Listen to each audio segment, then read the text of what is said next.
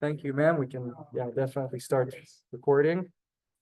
We have Jeff and Mary, Victor, Phyllis and Rick here in the class. On Zoom, we have Randy Sue Michelle, David Silver, and Stephanie Kara. Thank you all for joining us. It's kind of a dreary, groggy day in Cheyenne. Very, very foggy, wet. Weird between all of those nice days that we had. In any case, jumping in, what I'd love to do today is finish the Alef-Bet. Sorry, it's okay, sir, by all means.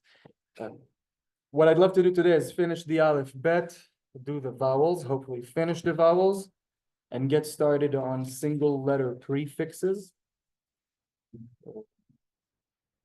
If we have time, maybe we can do the Harry Potter exercise we've been talking about, the interesting one, and maybe we can exercise writing our own names, minus Jeff, we already did this. Any questions from last week? Any doubts that need to be removed? Something that needs to be addressed? Doesn't appear so. In which case, I'll just get started. I wrote these beforehand. We stopped here. We did Tzadi and Kuf. I said Kuf. We can see it either like this with a little diagonal line there, or sometimes you see it like this. And the big thing I wanted to start today with, in terms of Tzadik, we've been saying we have notorious sounds that don't exist in English, they do in Hebrew, vice versa. One of those that we mentioned is CH, or sh, that doesn't exist in Hebrew. How do we bridge that gap? We have the tzadi, which we said is like a TS or a TZ. So like ts. When we give it an apostrophe, it becomes ch. Okay, sh. So we really don't have examples of words for these unless it's names, because it is foreign to Hebrew. So one example I can give is the word cello. It's also in the workbook, but a cello is a name of an instrument, right? So, which is why we needed to bridge such gaps, because that sound, the sound humans utter. This.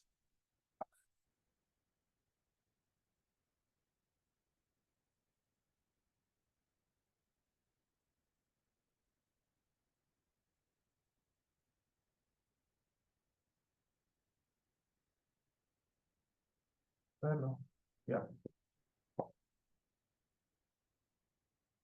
Cello. Okay, we see the tzadi, the apostrophe becoming a ch. We will get to the vowels. And mind you, again, cello is the name of an instrument. So names usually, you can't bridge that when translating. So if I'm translating a name, it needs to stay the same, right? Almost. Many of them. Good evening, sir. I have a tricky question. Please. You have a different vowel there than in the workbook. Do I have this in the workbook? Uh-huh. Yes, ma'am. We'll get to it. And so my question was, does it matter which one you use? I want to give you a full answer. Before that, I just want to tell Steve, sir, I don't have a workbook for you.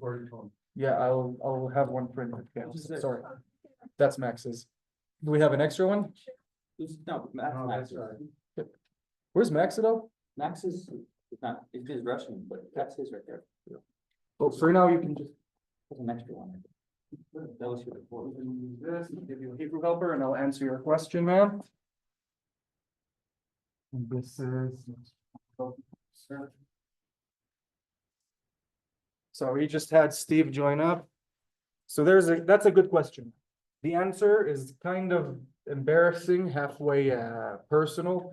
The reason is because we have, if you look at page 13 on your workbook, we have the one that has the three dots, and then we have the one with the two dots.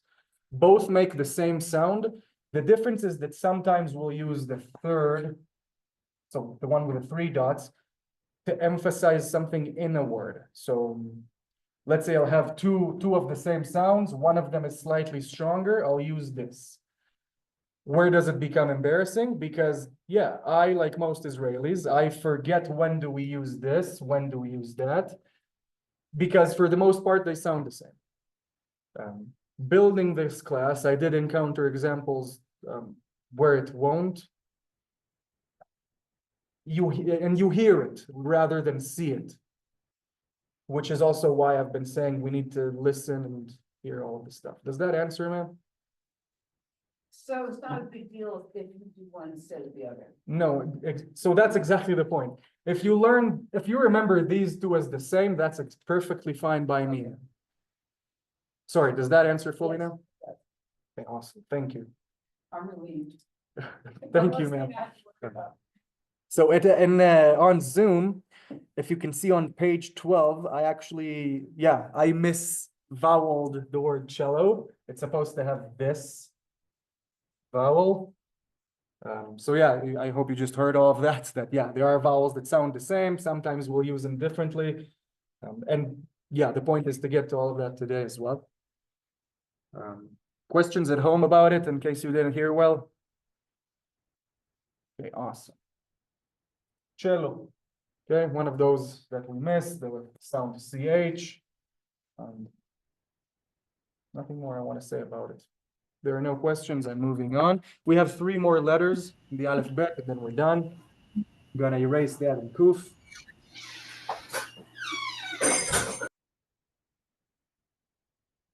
So yeah, we stopped at the Kuf. We gave the examples of Kof, which is a male monkey, single one, versus Kofa, female monkey. Next letter we have is Resh.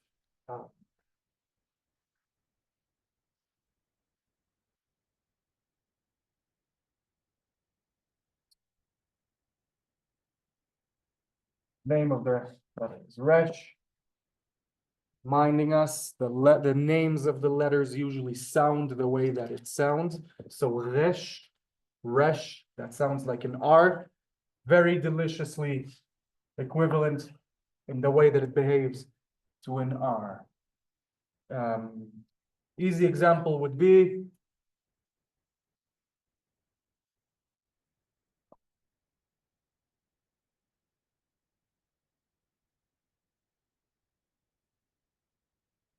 anyone want to try and read that at home in the classroom?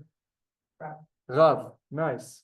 Rav or Rav or Rav with a rolling R. We said both works. Rav, most of us I'm sure know, means rabbi.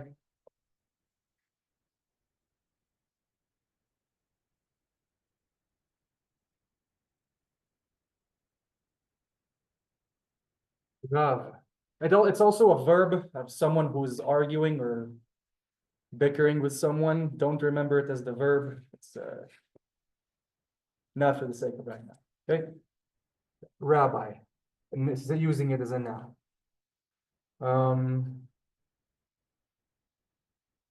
We've seen it in Yerushalayim. Bless you.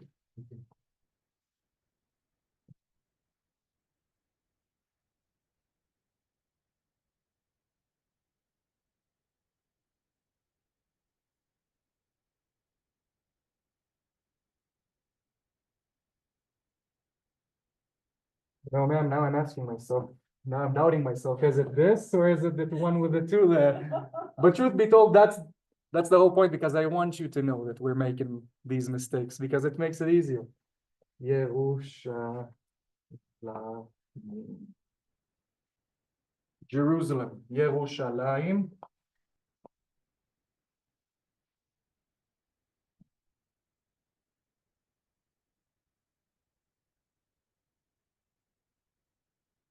That's a whole long transliteration.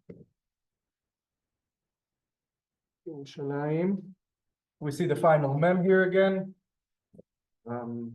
Yeah. Questions so far in the class, at home? With the E in the beginning? The Yud, you mean? No, the E, the three dots. Usually it start with the three dots, Mhm. or you start a letter with the two dots. Mhm. You know what I'm saying? Yes, sir. So you're asking when do we do which? Yeah. Okay. Yes, sir. So that was Phyllis's question a second ago. Here's the thing, sir. And our next topic is definitely, that's our next topic, vowels, which I hope will make it clearer for the sake of answering right now. We have two vowels that kind of sound the same. I'm going to use Aleph as an example. Okay, the three dots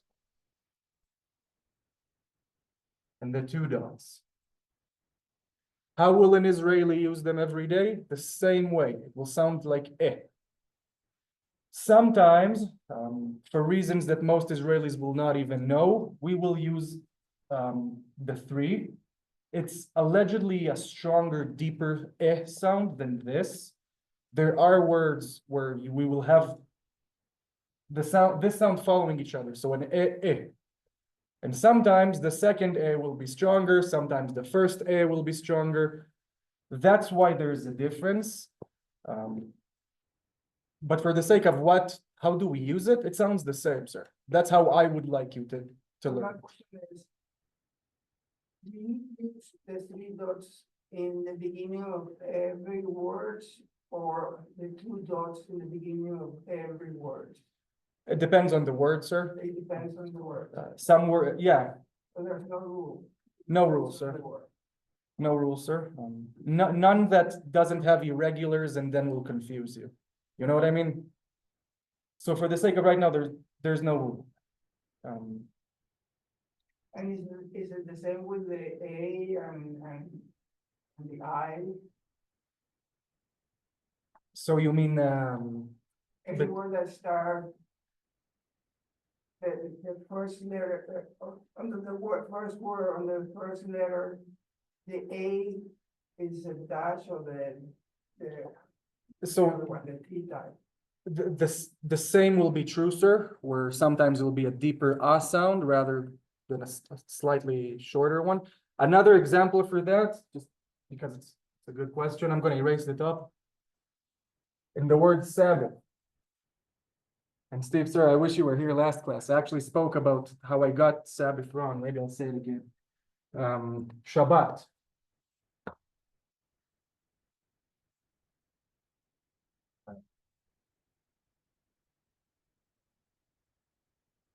Shabbat. So the kind of hard to notice, but this on the bet, Shabbat, the I is a little bit stronger, which is why there's even a difference. If you were to write this,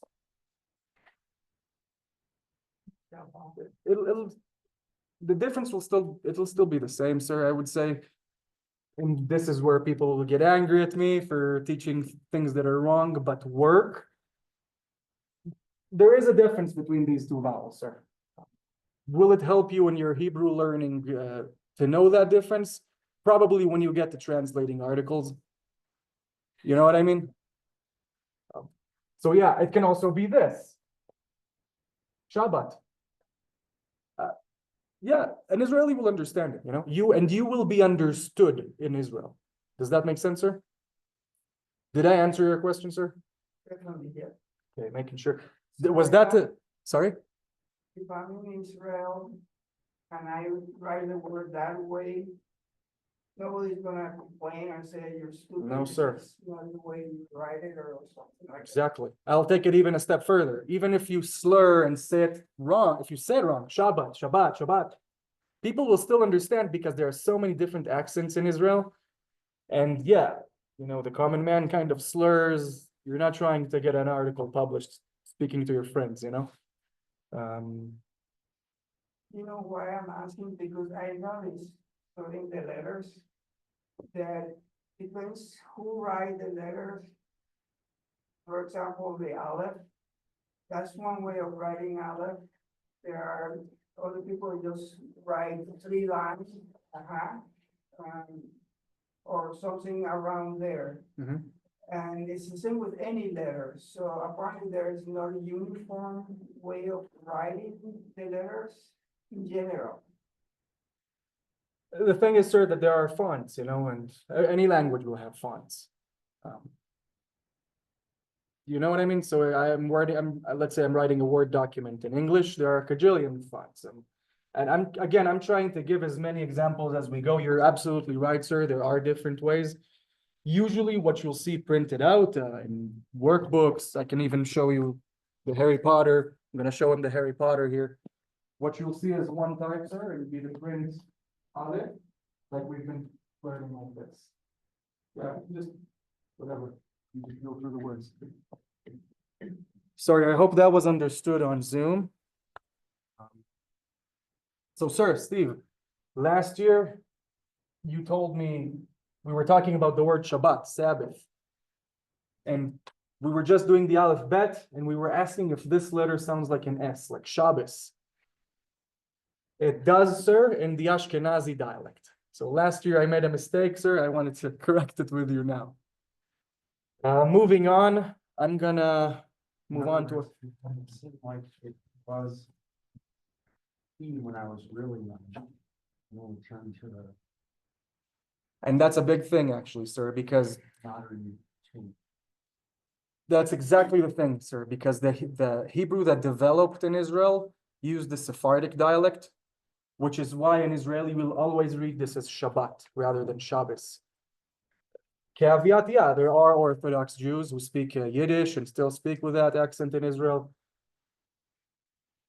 You don't really encounter them that much, mostly Jerusalem. Does that answer, sir? Yeah. I'm going to continue on. The next letter is an annoying one. I'm going to leave Jerusalem there. I'm going to leave Sabbath there. Shabbat.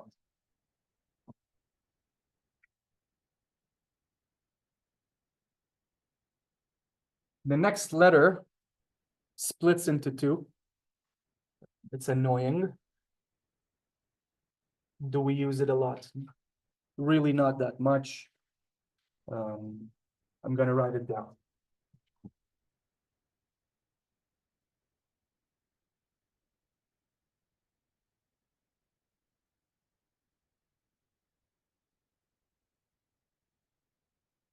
So I've written down two examples, two iterations of this letter. One has the dot on the left, one has the dot on the right. I do want to also say there are fonts to this letter as well. Many a times you'll see it like this. I do believe ancient Hebrew actually was like this. So yeah, there are different fonts. Usually the most frequent one is like an upside down C or a U with that little tail here. How does it behave? How does it sound? This one, and again, I want to completely unashamedly admit this is one of those that we always get wrong, including me. This one sounds like a sh. This letter's name is Sheen, like Charlie Sheen. Sheen.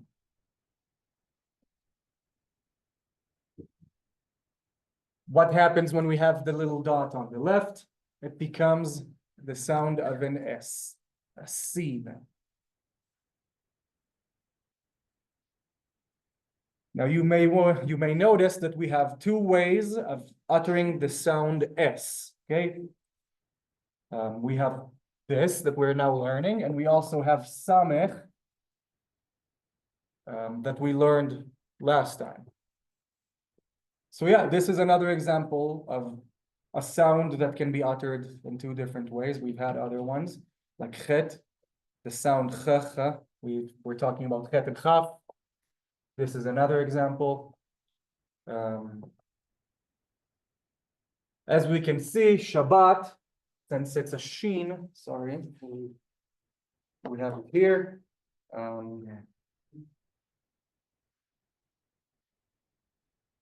When I'm trying to think of an example of the other Simcha. Simcha, happiness. I'm gonna write it down.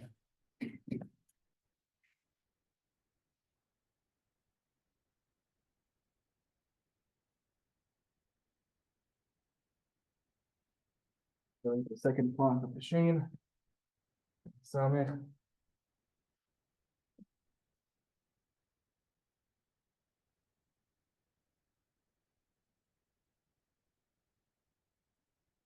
Transliterated, it'll be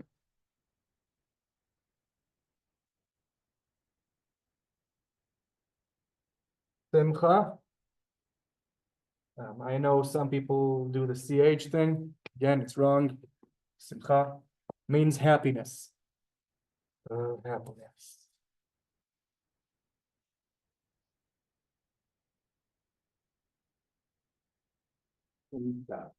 Simcha, yeah. Simcha. Nice. Good job. Questions at home, on Zoom, in the classroom? I'm gonna let you write. And again, I want to remind us that when we speak, when we write day to day, let's say I'm texting Noam on WhatsApp, we don't use vowels. We remember them. Or more accurately, we remember how the word sounds. Which is why I don't want you to get stuck on the difference between the vowels. I want you to get stuck on how does it sound? Okay? Here too, simcha. There's the emphasis in the word is on the cha, which is why we get the kamatz rather than the other one. Neither here nor there, for the sake of our level, for the sake of right now, for the sake of surviving in Israel, to be honest. Is that to say that Torah is happy Torah? Happiness of the Torah. Yeah, that's a way to make it a possessive. We will talk about it later in the class. But yes, sir. Simchat Torah means the happiness of the Torah. Continuing on, I'm going to erase the top. And I get to our last letter. And we can finally start those infamous, notorious vowels.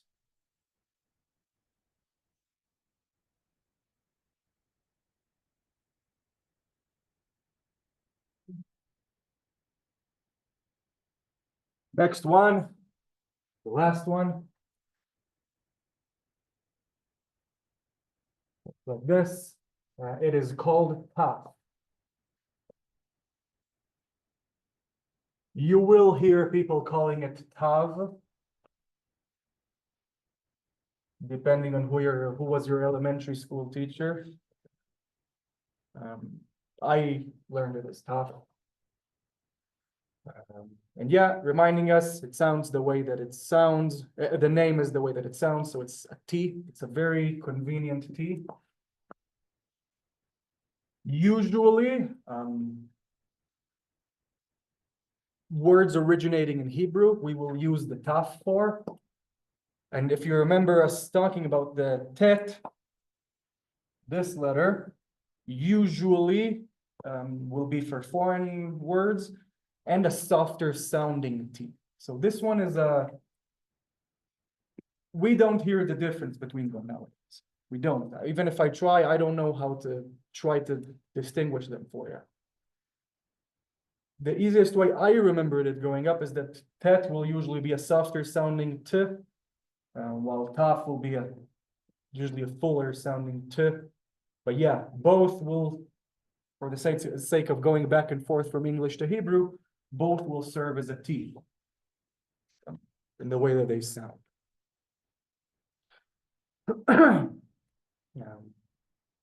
Let's write an example. I'm gonna erase the simcha and all of that.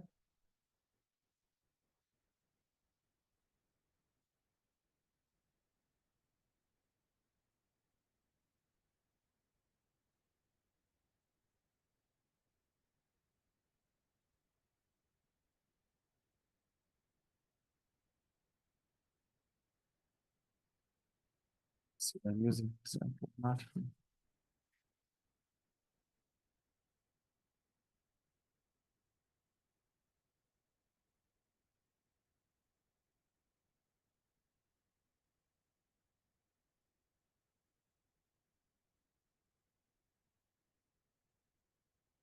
So we have the taf, we have the yud, and we have the kuf, and the vowel that we did not get to yet.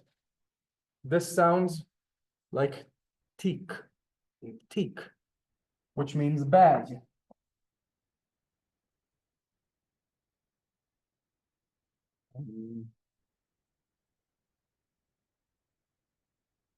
Like a student's bag, like a backpack. So not a purse or a side bag or something like that, which will be a bag. Can also be a backpack.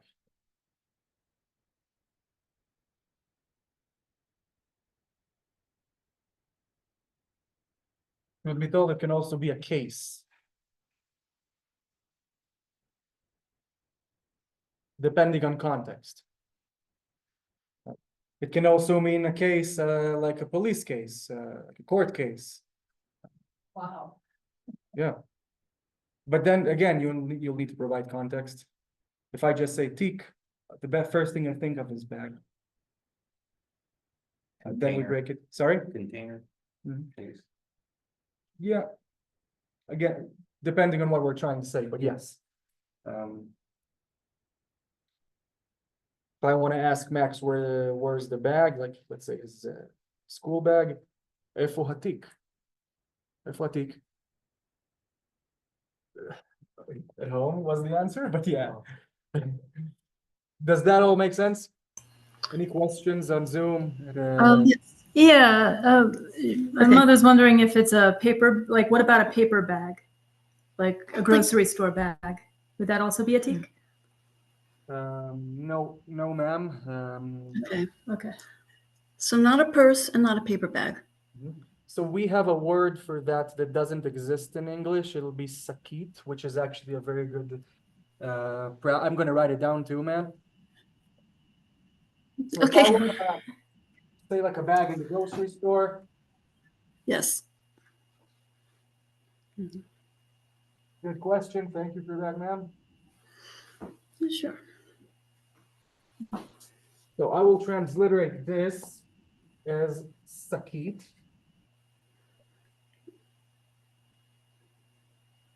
And this will mean a bag in the sense of like a nylon bag or like a paper bag at the grocery store. Right. I can also say sakit nylon. Nylon is the same in Hebrew. So sakit nylon makes it clear that it's a nylon bag. Sakit, I'm gonna erase the top and write these examples just because they're good. That's fine. How about paper? Yeah, so let's write that. So sakit.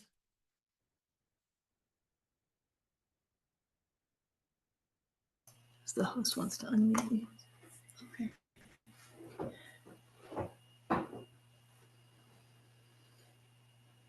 Sakit niyar. Niyar means paper. I'm gonna transliterate.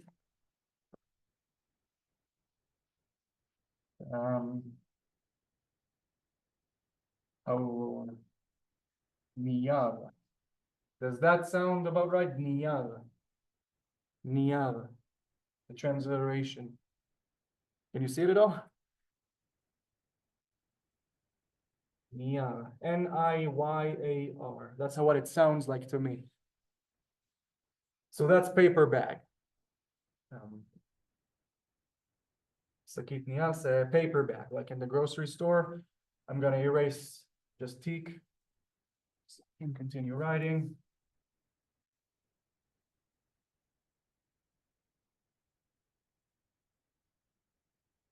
So that's paper bag.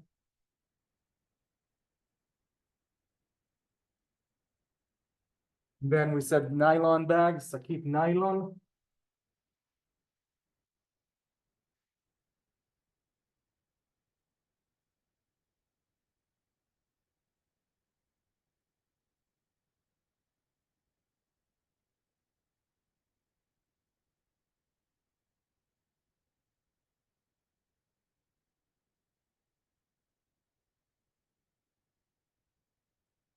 Yeah, nylon bag.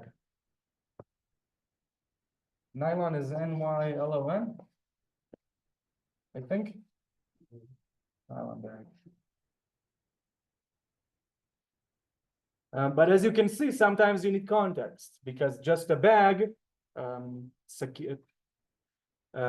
just a bag, sakit, for example, can be confusing for an. Let's say you're trying to speak English to an Israeli. A bag can mean two things, you know. Also, it's also a backpack, it's a school bag, and if we're talking about grocery store stuff like that, it begs context. We will see that moving on again and again. Steve said Simchat Torah, the happiness of the Torah. Questions so far? At Zoom and the classroom. Awesome. So next, I'm gonna let you finish writing, but next so we're finally done with the Alef-Bet. Thank you, Creator. We're in a good pace. Next I want to do is the vowels, the infamous vowels. Just to remind us, those are those notorious dots and lines and squiggly lines on top and below the letters that the Ba'alei HaMesorah, the Masoretes, invented. So we won't forget how to utter the words in the Torah and how to pray right. There are a cajillion of them. Some of them refer to how to cantor. Some of them refer to just how to speak.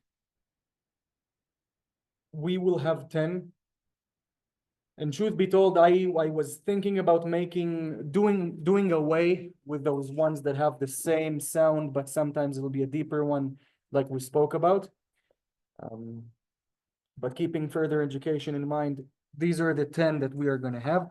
There are more that are useless for starting to learn Hebrew and Israel. I'm going to erase the board. You know what? I'm going to leave top one for the second. The first vowel, let's say the first set of vowels, we kind of already spoke about them.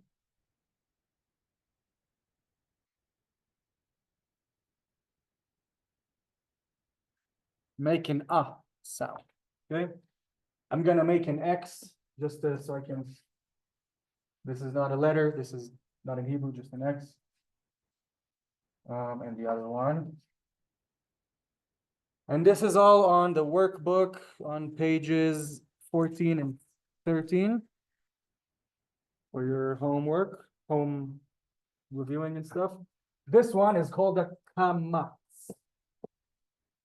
Kamatz, nice.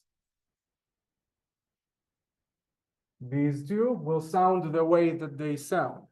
The name will sound the way that they sound. This one will be a patach.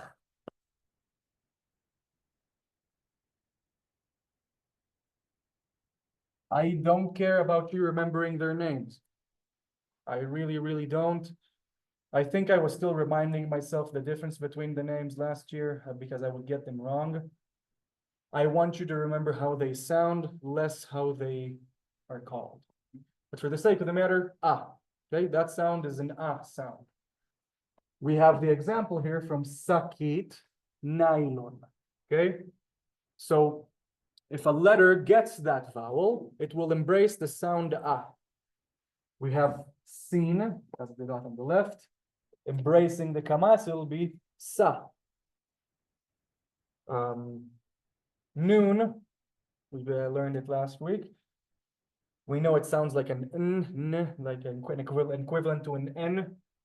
With the kamatz, it'll sound na, nylon, sakit, nylon, nylon bag.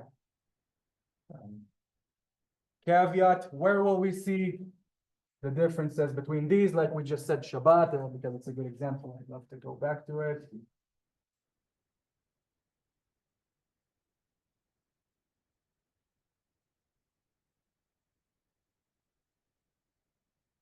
Okay. Sabbath, Shabbat. That's an example where we have both the kamatz and the patach. Sorry. And this is a good example to point out something that you really don't need to remember, but we've kind of touched on it. When you have the both of them following each other, usually it's very possible to have them be the same. Usually, one of them will have a different tonality to it.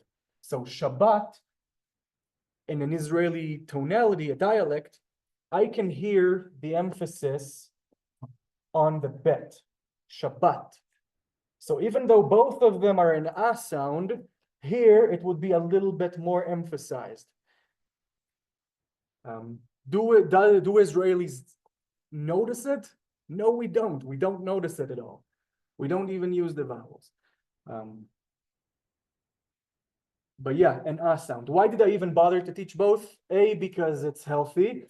B, because you see both in biblical Hebrew as well. I don't know that last year I kind of dwelled on it that much. This year I wanted to. Any question about this from home, or Zoom and class?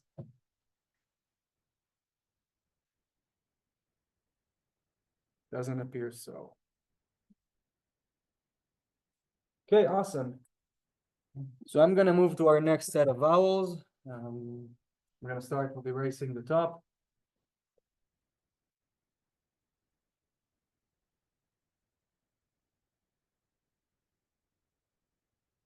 And in the Torah, just for the sake of showing it, in the Torah you'll see stuff like this.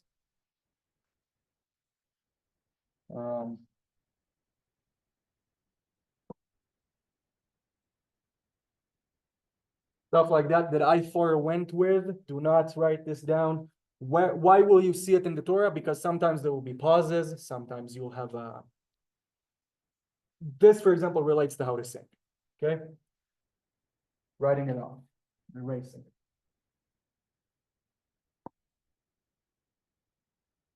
So that would be more like punctuation as opposed to being a vowel. Yes, ma'am. Thank you for that. Sometimes I get the English not as accurate, so thank you for that. So yeah, Phyllis just made a comment. It'll be almost like a punctuation, you said, rather than a vowel. Thank you for that, ma'am. But in the Torah, you know, when someone sings, you'll always see a so stuff like that. Moving on. We spoke about the three dots. Now to touch on it more thoroughly.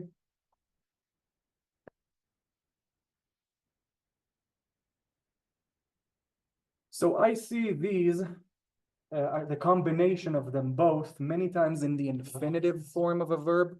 We will get to verbs later in the future. But just to give an example for right now, so the infinitive version of a verb is, for example, if I take the verb eat, to eat, the infinitive version. So to eat, for example, will be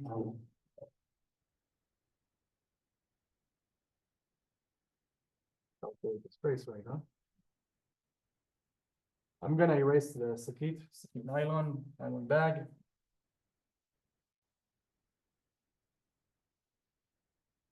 To eat.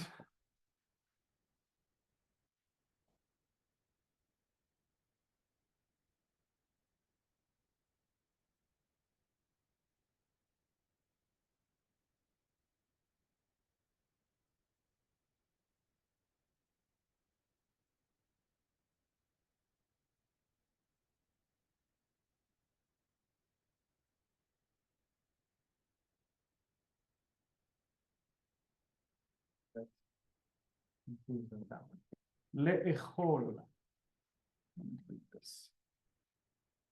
In the Torah, it'll have the extra two here that indicate a pause. Le'eh.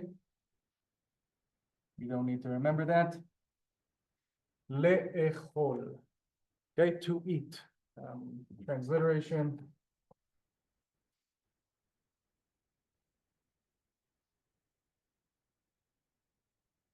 Okay, this lamed here is a prefix. Okay, it's attached the word, just like to does to eat here. We'll get to it. But I wanted to touch on the sounds. Okay, so these are the three dots, and if you may notice, I need to go to the workbook to remember the name. The three dots is segol, segol. I'm gonna write it down here.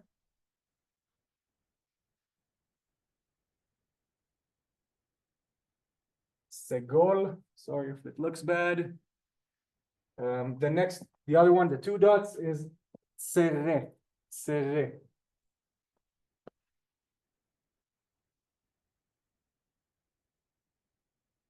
Serre and segol. Makes an sound. The three dots slightly deeper, two dots slightly less. Questions about these? Again, the name is less important. What's important is the sound. Le'echol. And reminding us in the workbook when there is a prefix, I try to separate them by capitalizing the next letter and doing the apostrophe, so you understand there's a le'echol here. I hope that makes sense. Okay. Continuing on. Can you use that word? As a, sentence? Let's say I want to eat. אני רוצה לאכול. Did that help, sir? You read it. I'll write it down. I'll delete Sabbath. So I'm going to write it down just for the sake of us seeing it. I will say that we did not yet get to pronouns, verbs. But we all gotta eat. Yeah, but we all get it. Nice.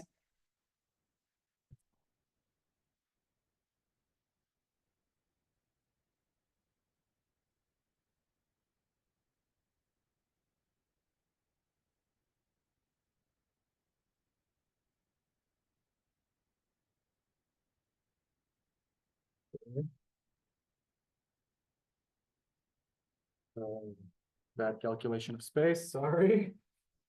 Continuing here.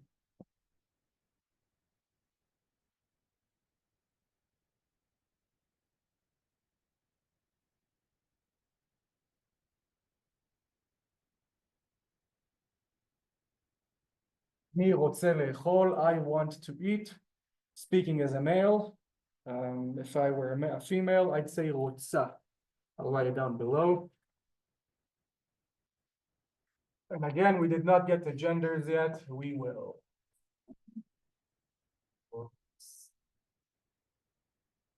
Okay, so this is the male.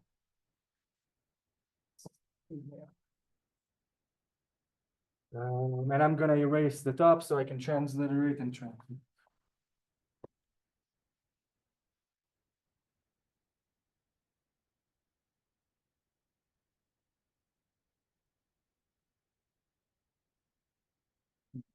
Transliterate.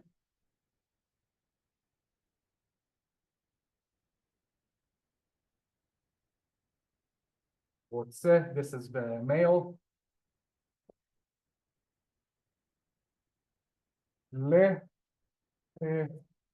לאכול. Female. אני רוצה לאכול. I want to eat, so this is female.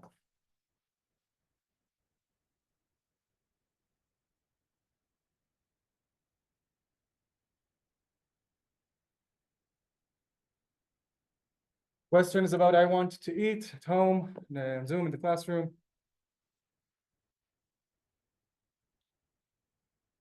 Awesome. Okay, wait. I'm just a little confused about what the difference between I as female and I as masculine.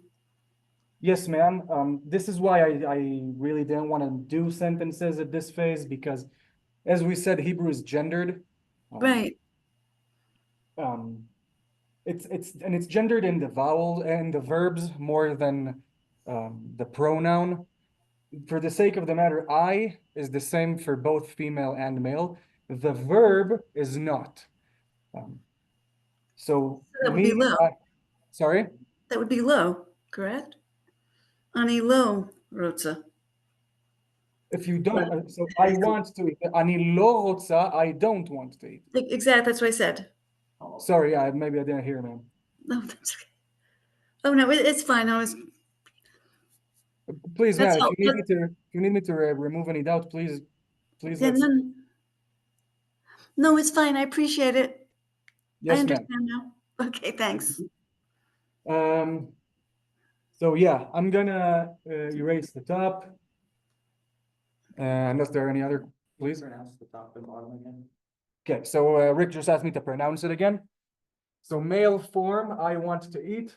Ani rotze le'echol. Ani rotze le'echol. Female, ani, same thing. Rotza le'echol. Ani rotza le'echol. So the difference here is between rotze or rotza. And you can hear the difference in the vowel, where a female will have the kamatz, the male will have the, in this case, the gol. We did not get to the differences between female and male yet. We will. I'm gonna erase.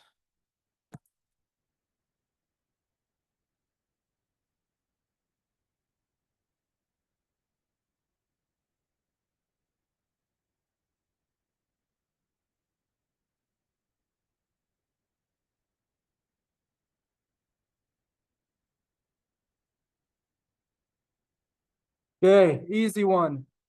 Thank you, creator. Now we can use the X's. Let's stick to X's. This next one, just a single dot under the letter, is called Eeheeye. Reminding us the name sounds the way that it sounds. Eeheeye. This one sounds like E, like an E sound. So like a double E. Or a double A, so an EA. I would say deeper, like double E rather than EA. But yeah, you can also say that. Chirik. We just saw it actually in the word ani, me, or I am.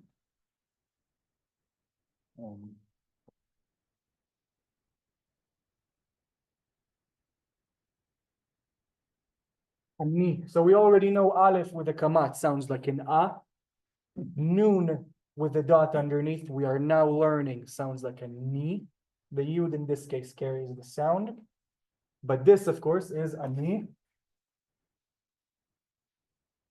which means, of course, I, or I am, or me. Or me.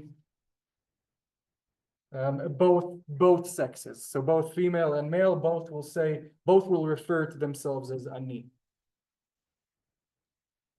And we can see the chirik here. See if there's another good example. Another good example is a question word.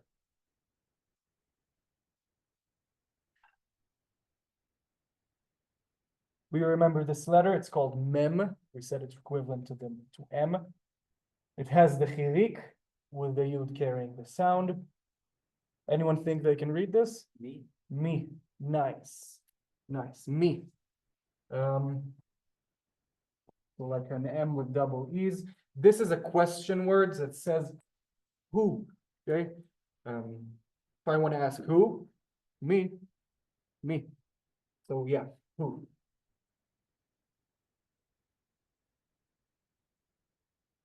Okay. Question mark. Yeah. Any questions so far?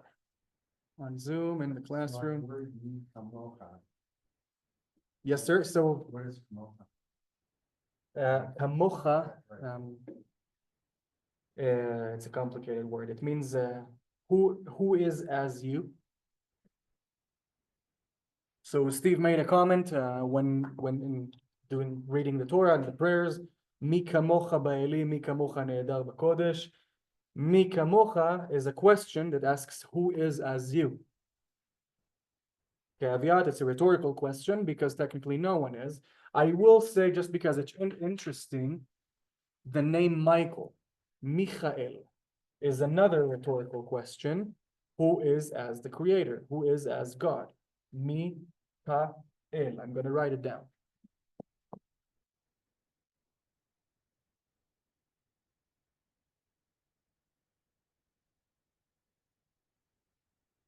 Yeah. Michael. It just so happens that we have all of the vowels. So this is like, I don't know what this is. This is Scotch. So there's no dot inside here. The chaf is empty. It's supposed to sound like a cha. Okay? Maybe I'll just write it down here. Michael.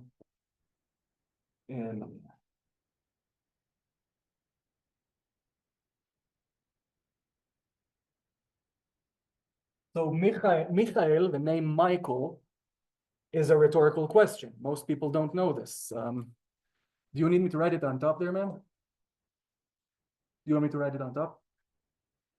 So it's a rhetorical question. We have the word me, which we now know means who. Ha, it's like a depictive prefix. It's like as.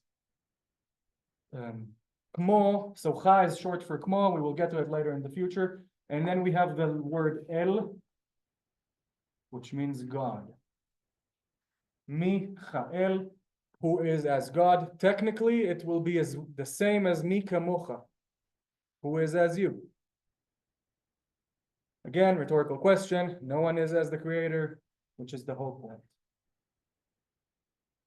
Was that understood, or did I just stumble on my English? Yes, ma'am?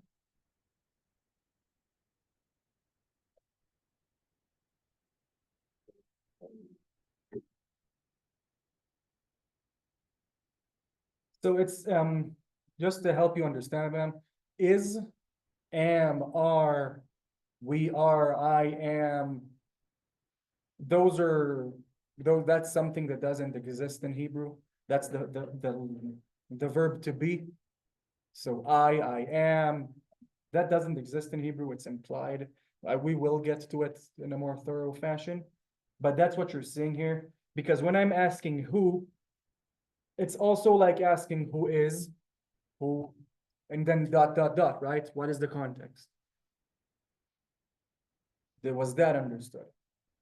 Okay. Continuing on, there was good practice for chirik. Let's do the other ones. Erase the board.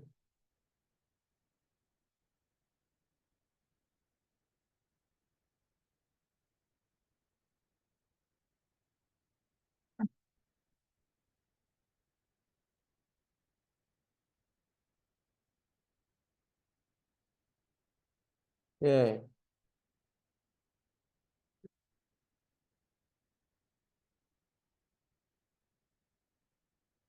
Another easy one. The three diagonal dots is called kubutz. And as you can hear, this is equivalent to a double O. So an U sound, kubutz.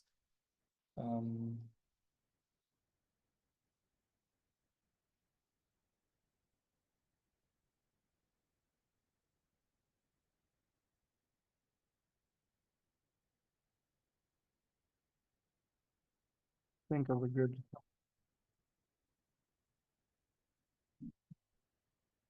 just off the top of my head here. An example, I'm writing an example.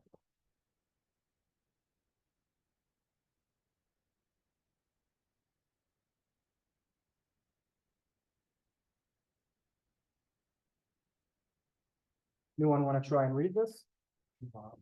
Ulam, who said that? Nice, yes, sir, ulam.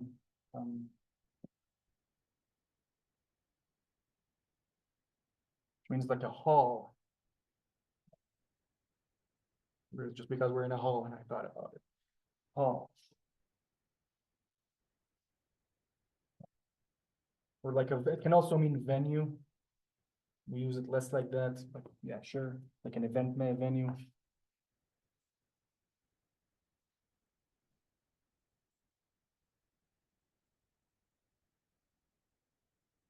They only be used in certain language, right? You can't use it with every one of them. Not all of them, sir. One of the examples is vav, which gets a different vowel. That's actually one after the next.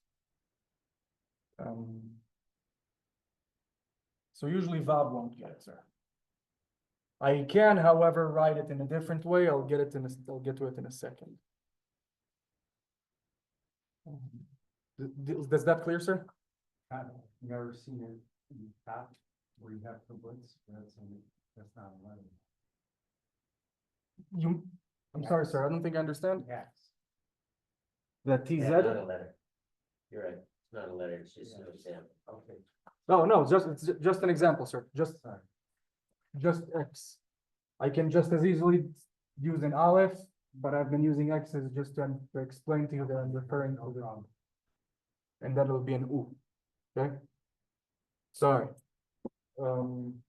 Questions about kibbutz and Zoom at classroom.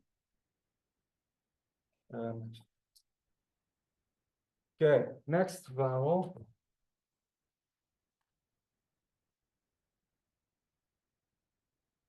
Max asked about that one last class, I do believe. I'm gonna delete event venue and write it at the bottom.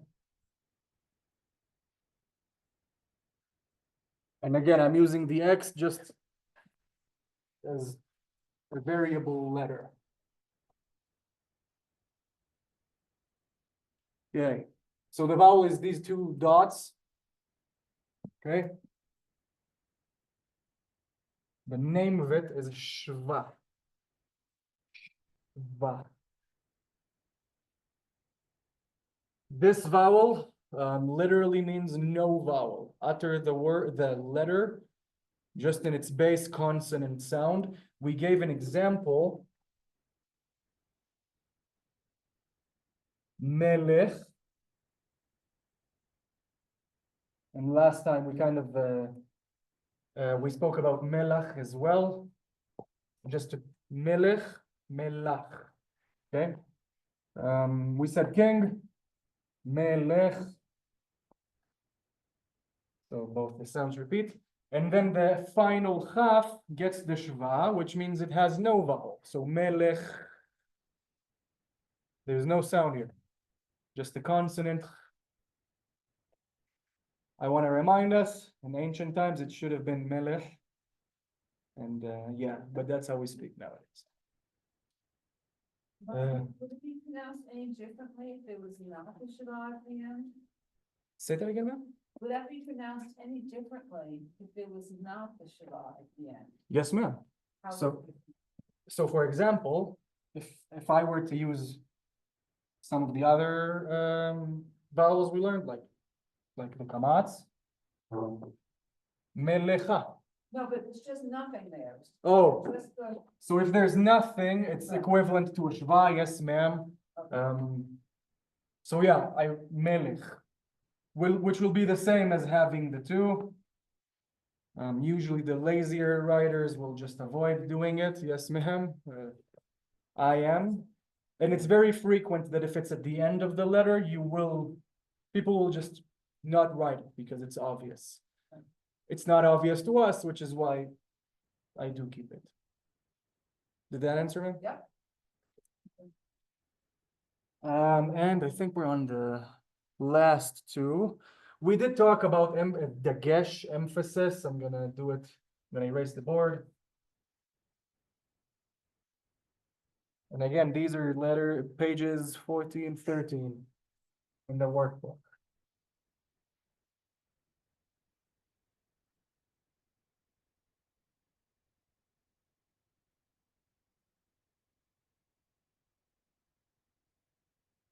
So we spoke about the gesh, we've seen it. Just to exercise it real quick. And this is the gesh, the dot in the middle.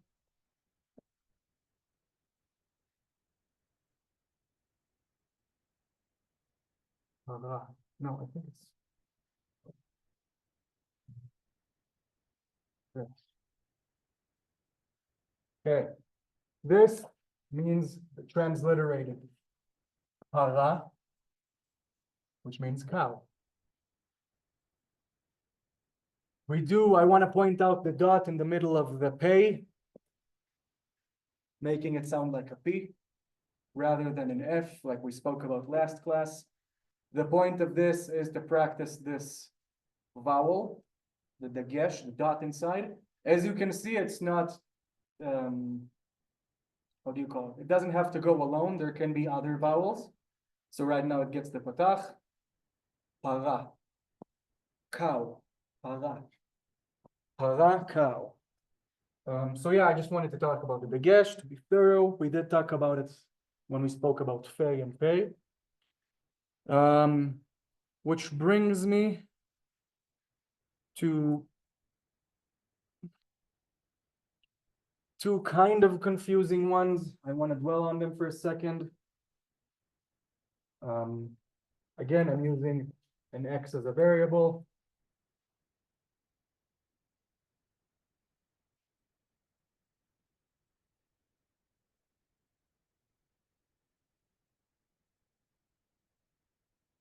So this one is called cholam.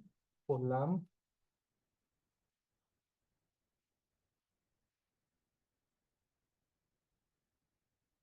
How was this one called again? Shuruk, yeah. Shuruk. Yeah, I need to remind myself too, because we really don't discuss these every day. How do they sound? Again, the name gives us a hint. Shuruk. It's another way of saying oo. Okay. So like a double O or an OU. An example for that, I'm going to erase cow for the sake of this, would be kibbutz. Like a kibbutz that we've all heard about. The kibbutzim.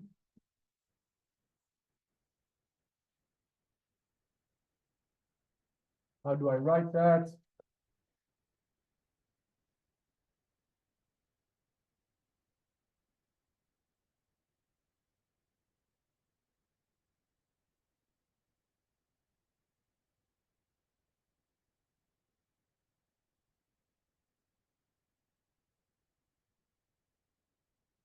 Kibbutz.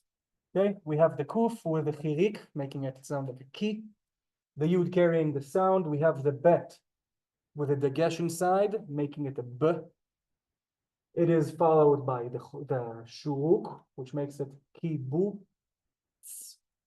And yes, so right now there's no shva here under the final tzaddik because we don't bother. But technically, just like we talked about, it'll be it's like a consonant. Kibbutz. Kibbutz. Okay, and there's no shame. I'm going to say now and I'm going to say in the future. This is how I want you to read, at least at this level. Start by letter, vowel by vowel. Okay, there's no shame in it. Literally. Okay, so what you take your Hebrew helper. This is really how I would encourage you to deal with this. I have the Hebrew helper that you should all have. I do believe Randy, Sue, and Michelle, I need to send it to you physically. Stefan and I will deal with that after. But this is what I do. I take my Hebrew helper and look. Okay, so what is this letter? Okay, kuf. Sounds like a K. What is the vowel? E. Hirik. I don't even have the names on the helper. But we have the kuf with the dot. P. What is this? Bet with the emphasis. And the cholam with the dot. Kibbutz. Literally, letter by letter. This is how I want to encourage you to go about this. Okay? No shame in it. And the idea is to, yeah, build a vocabulary that we remember by heart. And there's room for that in the workbook as well. Let's practice cholam. And I do want to say, you may notice that this is a double. So this, we already have a vowel that sounds like this. We just said the kibbutz, the 3 dots diagonally. Can I write kibbutz, let's say like this?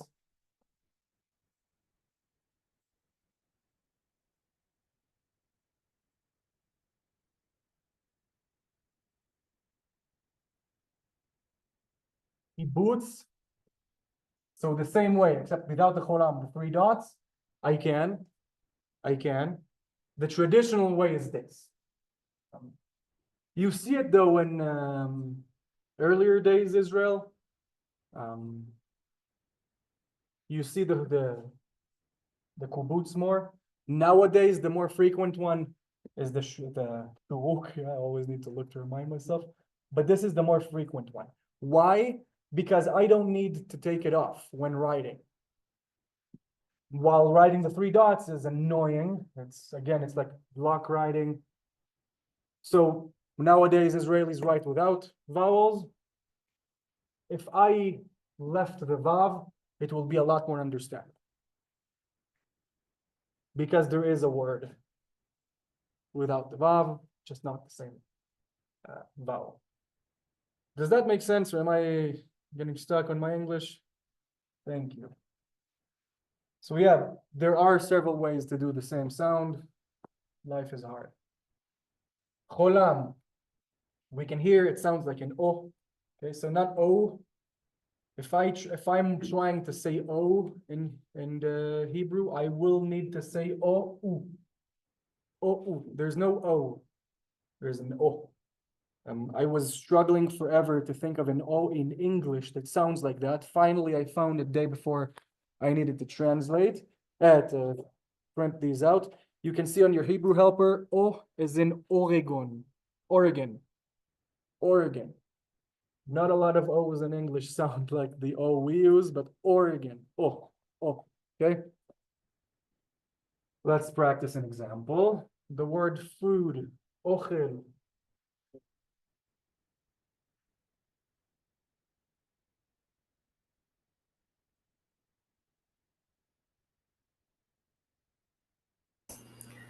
So, just curious, would toll be a good example? Sorry? So you said you were looking for an English word that makes the O sound. What about toll, as in toll booth? Or to pay a toll? Oh. So it's a very long O. Toll. Yeah, because like, Sorry? Pay a toll. yeah, like we pay a toll. You pay a toll. Yeah, right? so it's a very long O, right? Toll. Yes. Yes, Mhm. it is. Yeah. This is not as long. It's an O. Does that make sense? Oh, Oh, I It's see. not as Gotcha. long. Okay. I was thinking about low nose. Yeah. So yeah, I was looking for example for that forever. The only one I could find was Oregon. I don't hear any O in Oregon. no, neither do I. Or well, yeah, that's also because it'll make on page 15 it'll be Yeah. maybe a bit more Oh, maybe a okay. bit more clear. But that's the difference in how we utter it, man. Yeah, Okay. as an Israeli, I will say oh. Truth be told, I hear Oregon. That's how I hear it. Oregon. Oh, But yeah, that's how it sounds familiar, right? From someone in the community. that's Oregon. interesting. Sorry? Oh, I'm sorry. I just said, oh, that's interesting. But here, I'll mute. No, by all means. The thing is that it's not an exact equivalent, which is a good point. Yes, ma'am. If you do encounter a better example, I'm all ears. I'm still on the lookout, other than Oregon. And again, as an Israeli, maybe upset. Orange? Orange, yeah, orange, yeah, orange. And I'm trying to exaggerate the Israeli pronunciation. Orange. Oh, it's also a name, Oren. There's a lot of Orens. I think one had a conversion with us last year. How about open? Open. So that's O, sir. So it's an O. Yeah, O. That's not how we say this in Hebrew. It's an O, a very empty O rather than O. Can you hear that, sir? yes. Awesome. Any other questions about this? This one, and the word that you showed us with para, Hmm. if you didn't have that dot, is there a word para? Farah. I don't think so, sir. Farah. No, I don't think so, sir. Just to finish this, ochel, I'll transliterate, which means food.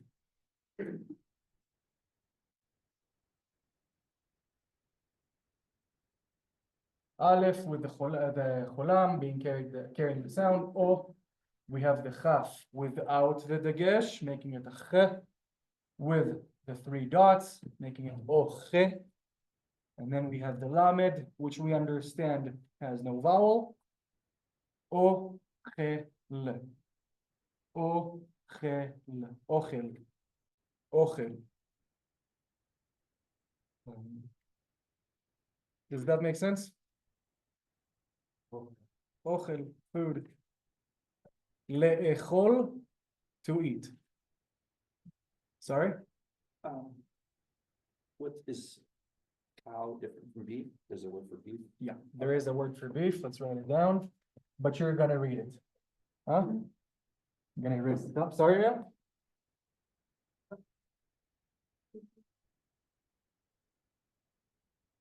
Yes. Sorry, ma'am? It was lamed. It was a two, a le. Write it down.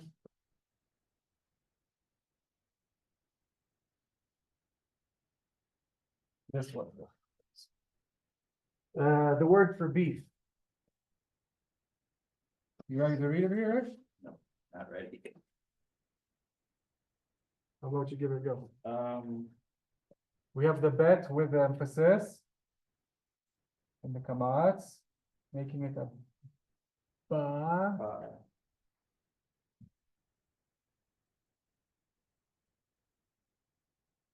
Two. With the kamats, making it a baka. Bakar. but you spell it? I'll translate Yeah, it. thank you.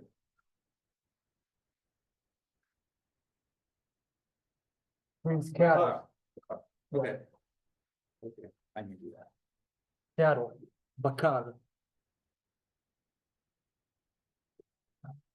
But yeah, I want you to do exactly that. Go letter by letter. For example, right now, For beef. that's beef. Okay. Sorry. Truth be told, it can mean both. It can mean both. So I'll see bakar, Say that again? I'll see bakar at a restaurant. Well, the thing is that we only have beef, right, in Israel? We don't have, sorry? Not really? Unless you go, you need to seek out the Slavic, the Israelis who immigrated from Russia and all those former USSR countries. They will usually have the pork. Most restaurants will have a kosher certificate, which means you'll only see beef or fish, for example. No chicken. Or yeah, off chicken. Yeah, off. Let's write off. Let's write the chicken and use that as an example. I'm gonna erase the cholam here and all of that.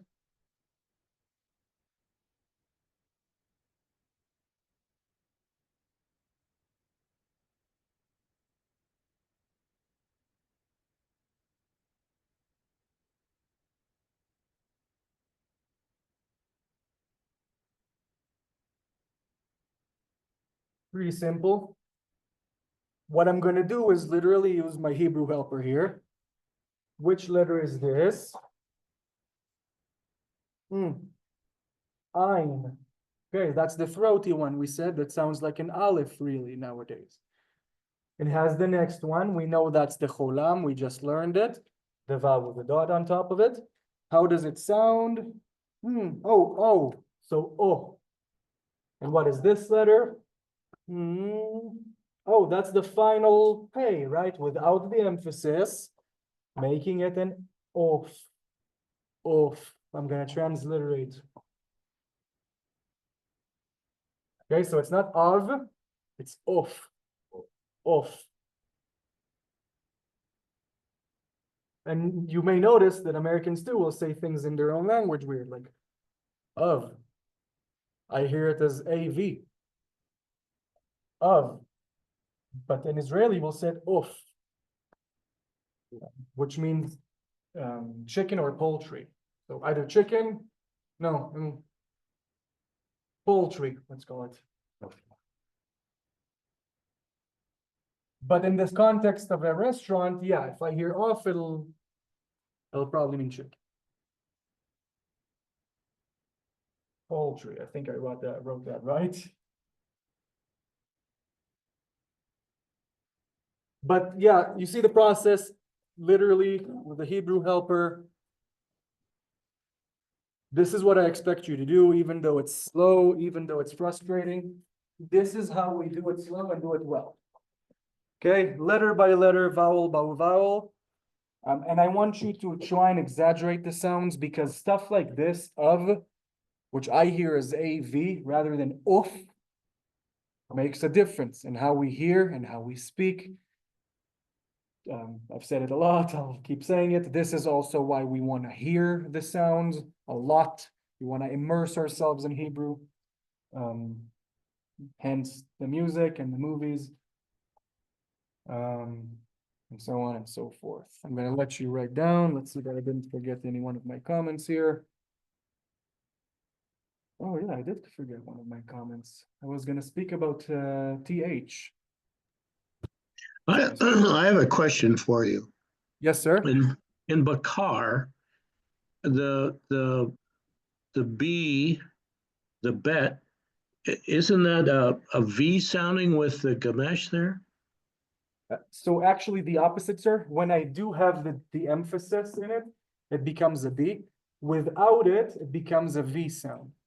That's just the opposite of what you have on this sheet. Let's see here. Which page are you looking at, sir? The helper? Oh, the helper. Let's see here.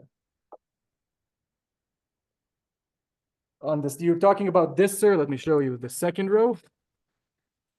This, sir. Yes. So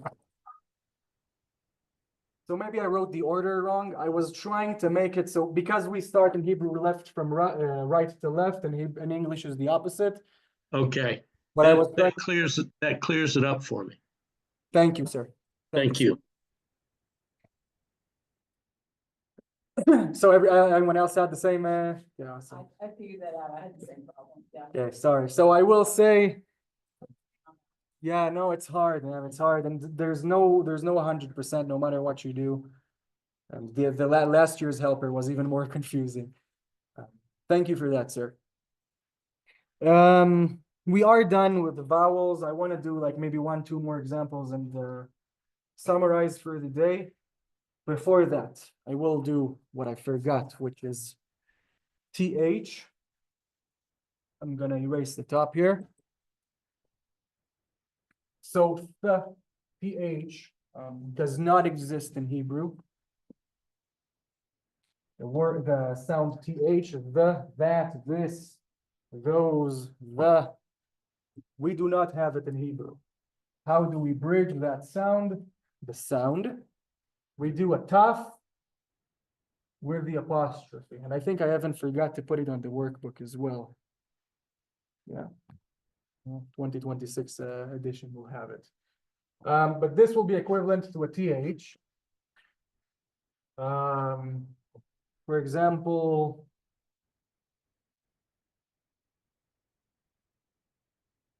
Thorin from The Hobbit,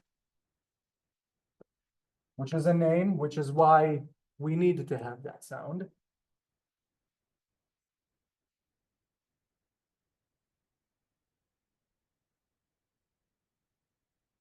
We have the top with the apostrophe. I immediately know it's to, lecholam. To, rin. Thorin. Thorin. Thorin. An Israeli accent. Thorin. Transliterates. I'm gonna erase this thing.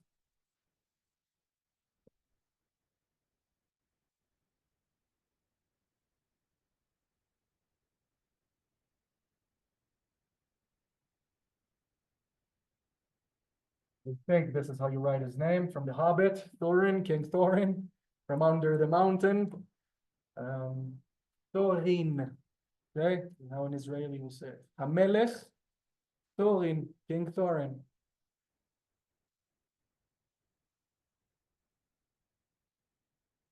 Okay, so TH, we don't have it in Hebrew. This is the best example I can think of, really, because it is a name. There will be no words in Hebrew that have that, unless it is foreign. Questions about that? Okay, awesome. Let's see what we have here. I'm gonna, sorry? Okay, I was just thinking, what about isn't there a Viking god named Thor? Thor, Sam, Thor. Let's write it down. So that's a name too, right? Yes. I mean, I don't know anyone named Thor, but So what is that apostrophe? We see that, then we know it's a th, right? Yes, ma'am. But it's just not Hebrew. It's a rule breaker. I see. Yes, ma'am. It's foreign. So Thor.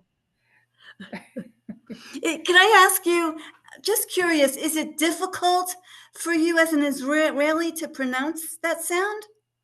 Thor. I mean, Yeah. look, by now I have an English accent, kind of an American accent. Now I kind of need to focus in order to do an Israeli accent. Oh, I need to focus in order to do that. But yeah, Thor. Now it's easy for me now. right. Oh, so I know, I'm not saying it's a bad, you're fine. Yeah. You sound beautifully. You speak beautifully. Mhm. But I just wondered if it was difficult for Israelis, because there are sounds in Hebrew that I have trouble saying. Even my daughter, she can make sounds and I cannot make them. It just Yeah. doesn't work, So I just One of wondered the- if that was hard for Israeli people. Yes, Because I know ma'am. a lot of Germans, they can't use, they say D instead of th. They'll say this and that. They can't say this and that. So I just wondered if it was the same in Israel. So yes, ma'am, it is hard. I will say R's are hard in English for Israeli speakers. One of the hardest words that I still struggle with is murderer. At first, I couldn't even say it. It was like murderer. It's hard. I think your word for lunch is hard. Sahara, it's actually, so sometimes, but let's do it next class, so I won't confuse you now. But thank you for those questions. Those are great. Sure, Unless thank you. there are any other questions, I will move to my presentation that I have not really touched with good reason. So this slide here, you have it on page 15. Unfortunately, it did not print out well. If you can see in your workbook, these two kind of slid left.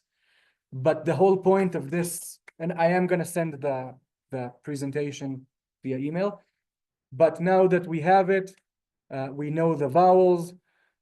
We can read this like an Israeli would. Have you ever wanted to see what it would be like to read English with Hebrew vowels? Sounds familiar here to some, from some people. Sorry? Yeah. Thank you. So yeah, it is wrong on the workbook. Unfortunately, it didn't print it right. Oops, the B's here kind of slid left. I will send you the presentation so you have the corrected version. Let's see what else I have here. So there are 2-letter word examples here on the presentation. You can practice them at home. I really don't have time now, unfortunately. Next class, we will get the single letter prefixes. We gave one example today. But I do want to say for next class, if you want to practice, it's definitely 13 to, well, yeah, 21. It will include the prefixes that I will go back to next class. But yeah, for the sake, because there's also vocabulary building here that I want you to do. And by all means, take your time to read it right. Take your time to get the vowels right. You are not in a hurry. There is no shame going one by one, letter by letter, vowel by vowel. For the love of God, this is how we get things right. I'm now going to stop sharing. There are irregulars. I will touch on the irregulars next class. Did this. Sounds good. And next class we can also, if you wanna at home, try and write your name, and then next class have me see if it's right or not. By all means. Ma'ams, Randy, Sue, and Michelle, I will make sure that you get a physical copy of everything. For now, I do believe you should have the digital form. Yes, David. Yeah, he did get his book, sir. So Stephanie, ma'am, I'll talk to you probably tomorrow about getting the address so I can send it out. I will probably need to have a few more printed out, so bear with me. And having said that, I think I'm done. Thank you, everyone. Thank you for coming. Thank you for your attention. There will be another weekly email this Friday. Thank you. Thank you. Thank you, sir.